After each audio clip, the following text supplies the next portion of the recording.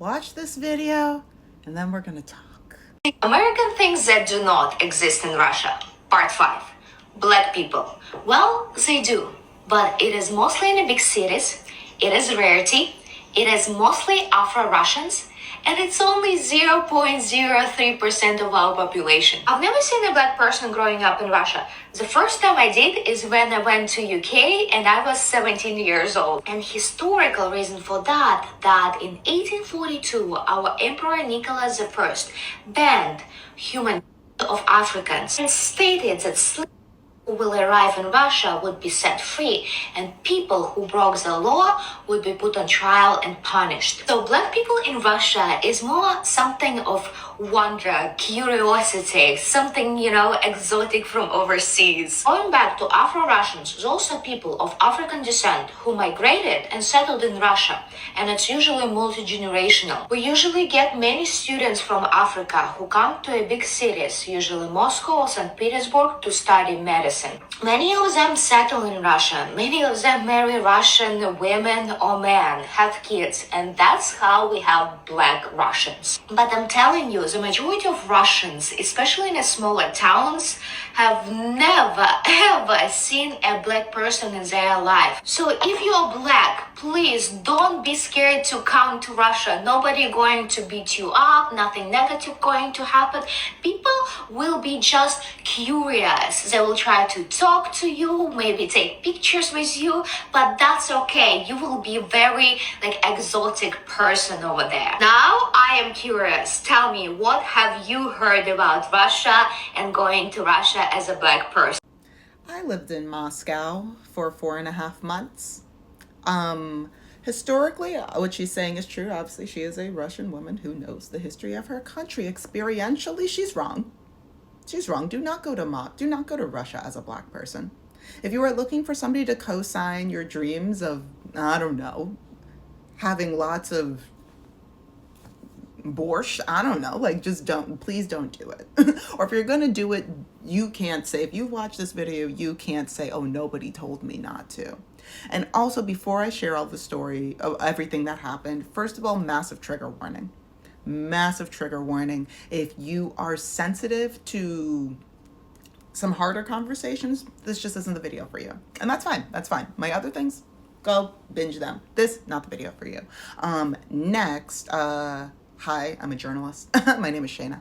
I talk a lot about decentering men. I talk a lot about child-free living. I also went to school in Moscow. I went to school at the Mahat for part of my master's degree. Before I became a journalist, I'm an MFA trained actor through the Moscow Art Theater, the Mahat, and in partnership with the American Repertory Theater that was at Harvard University. So yeah, I've got a really expensive series of papers is what I'm saying. And I have a wild-lived experience about why I do not recommend Moscow if you are even vaguely melanated. So let's dive into this story time, but also don't forget to like, share, subscribe, all of that great stuff.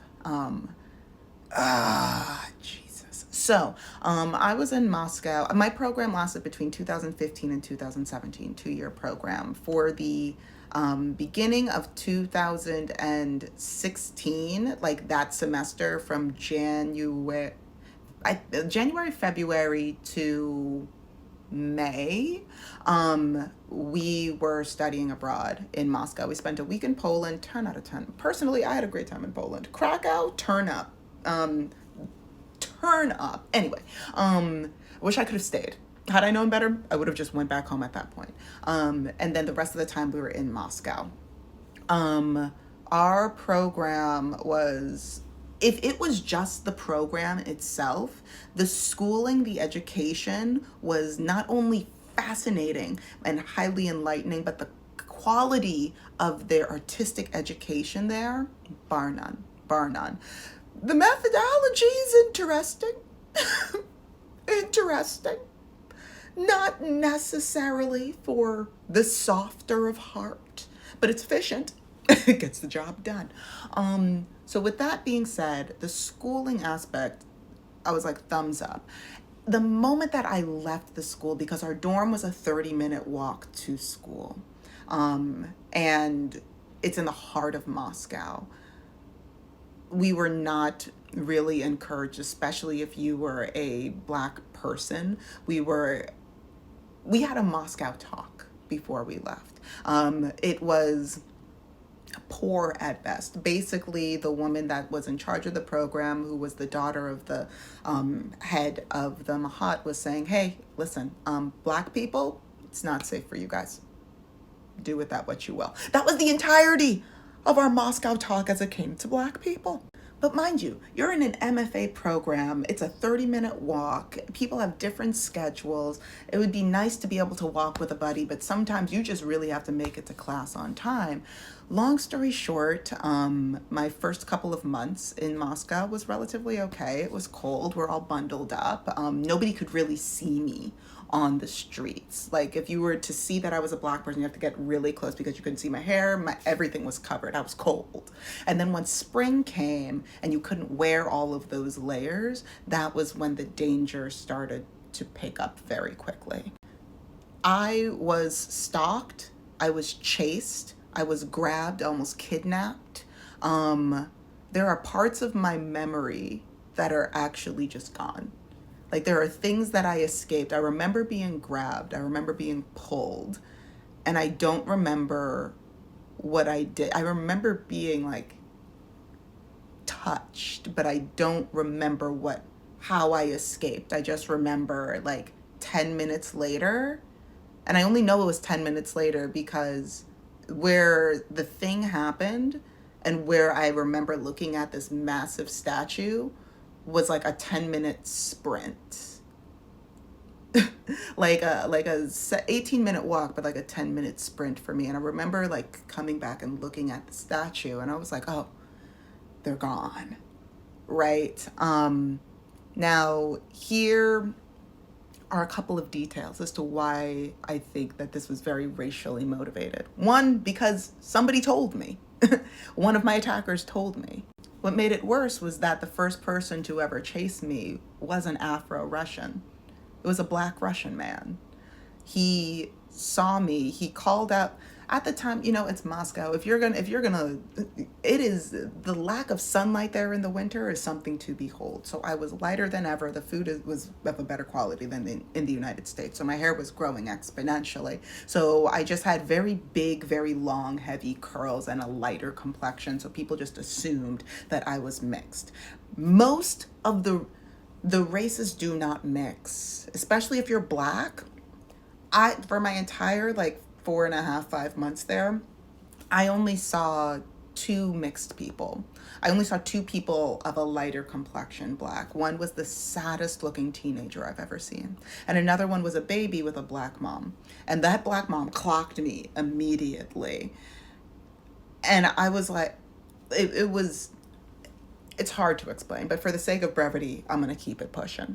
So basically, this man just assumed that I was a mixed person, and he screamed out the phrase mulatto to me. And I was like, people even use that phrase? Isn't that politically insensitive? I don't know, I'm going to keep walking. But I didn't assume that it was me.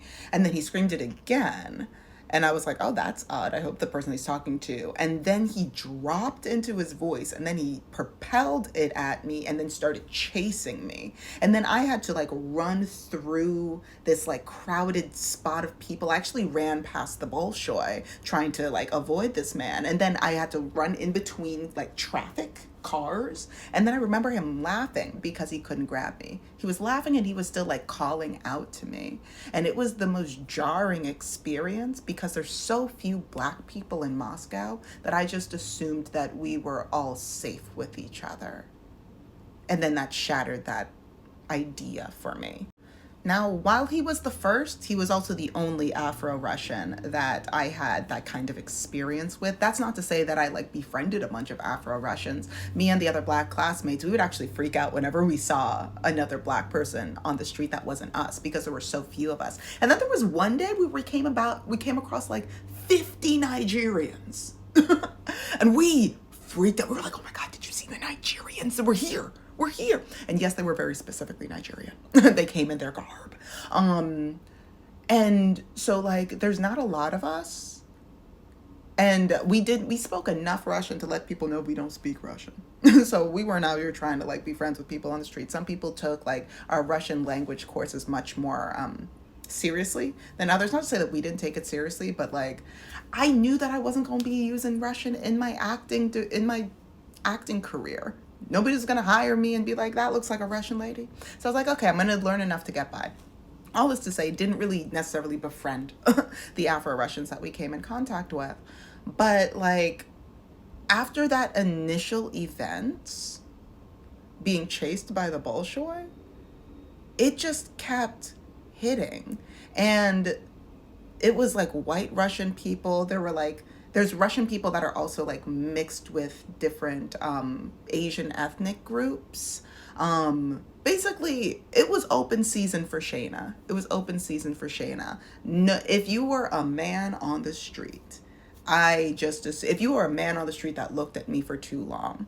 And what made it so much worse for me was that the director of the show that we were in, and I was one of the leads at that time, he really wanted me to have my hair like out for the show. And if you know black hair, you can't just have it be out. Like you have to prepare that, right? So I had to walk around with my hair out, which basically meant I was a beacon.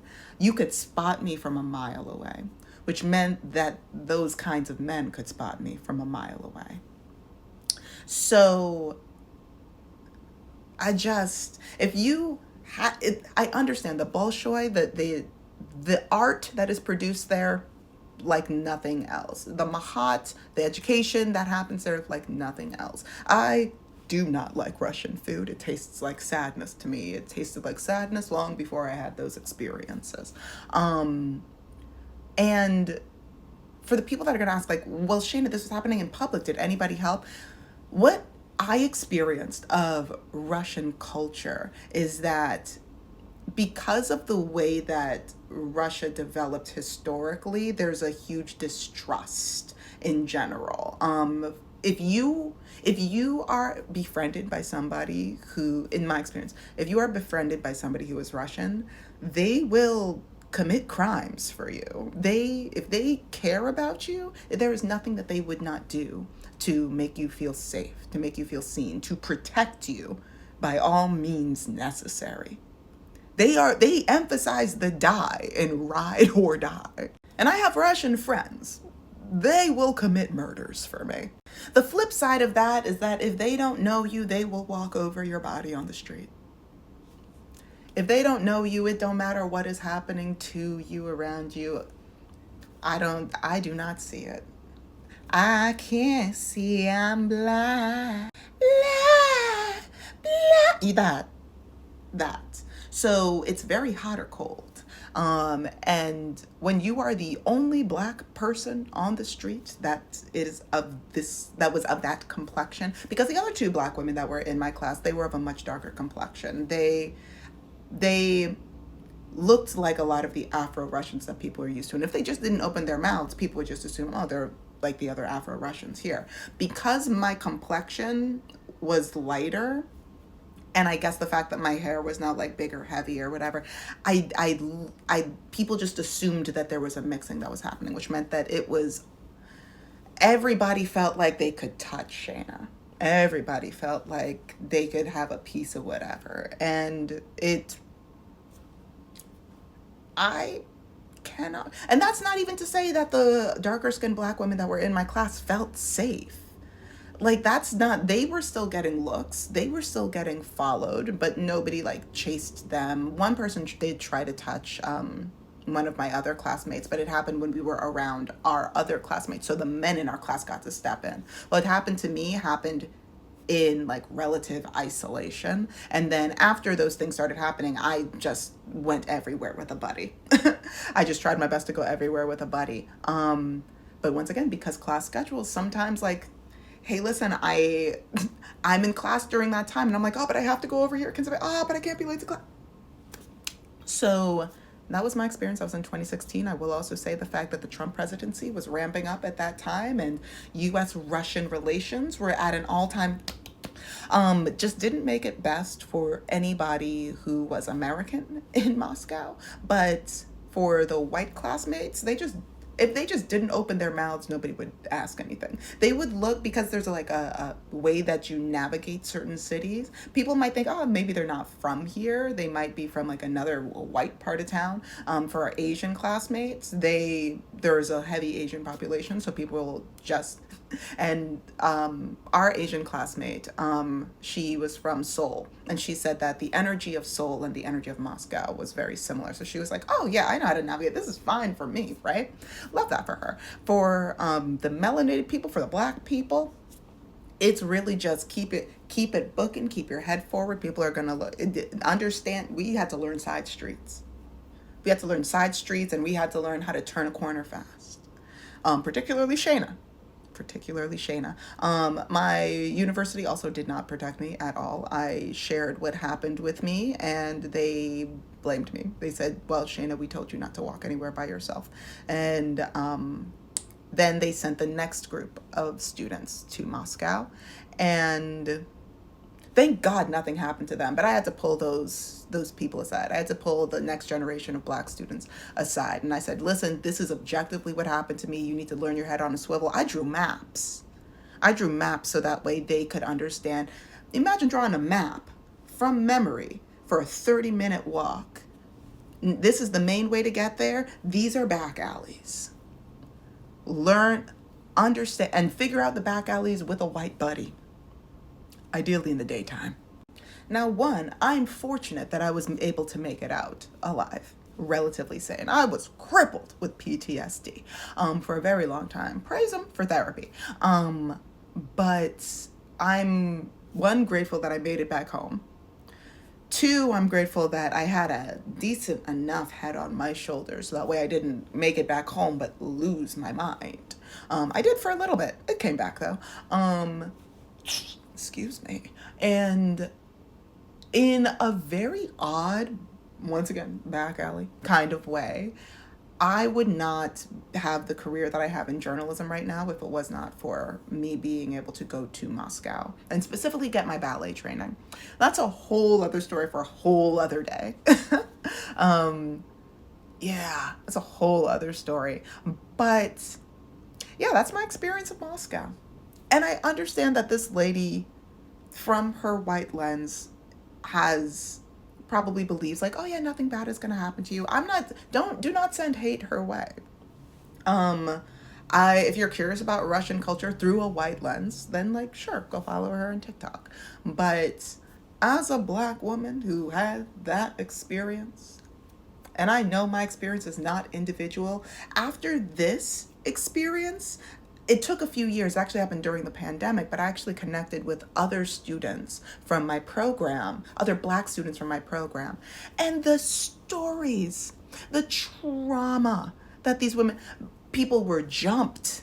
People were like actually dragged. There were some people that were actually dragged away. One person, he was almost jumped, but obviously nobody else knew that. Like the people that were jumping him didn't know this. He was like a 5th degree, 4th degree black belt in judo, taekwondo, something. So he just knocked everybody out and like booked it before the police came because, Lord, Russian prison? So yeah, for the people that were asking about, hey Shayna, so what happened in Moscow, both on here and I'm going to see if I can get the people from TikTok to come over here because a bunch of people are asking me about that over there too. Yeah, so that's what happened. I know the story was a little patchy. If you have any questions that you want me to clarify, please type them in the comment section. But yeah, I ain't going back. There's no amount of money that somebody could pay me to go back there. I got out. You should not go in to see if you can get out. That's all I'm saying. Like, share, subscribe. Bye.